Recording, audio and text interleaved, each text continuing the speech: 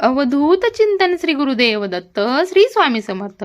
घराचं सौंदर्य वाढवणारे पडदे, पण ते केवळ सजावट नाही तर घरातील ऊर्जेचं संतुलन राखणारे शक्तिस्थान आहेत. वास्तुशास्त्र सांगतं कोणत्या खोलीत, कोणत्या दिशेला, कोणत्या रंगाचे पडदे लावले तर घरामध्ये सकारात्मक ऊर्जा टिकून राहते. उत्तर दिशेला हलक्या निळ्या किंवा पांढऱ्या रंगाचे पडदे लाभदायक मानले जातात. दक्षिण दिशेला गडद रंग जसे की तपकिरी, गडद लाल असे हे रंग स्थिरता आणतात. पूर्वेला हलका पिवळा किंवा क्रीम रंग सकाळची सूर्यकिरणे अधिक शुभ करते.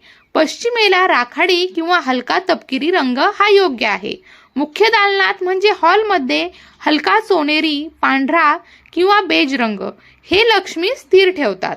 झोपेच्या खोलीसाठी गुलाबी किंवा हलकासा जांभळा रंग प्रेम आणि शांती वाढवतो. आणि मुख्य म्हणजे पडदे नेहमी स्वच्छ, व्यवस्थित आणि वेळोवेळी बदललेले असावेत, नाहीतर घरामध्ये साचलेली ऊर्जा नकारात्मक होते.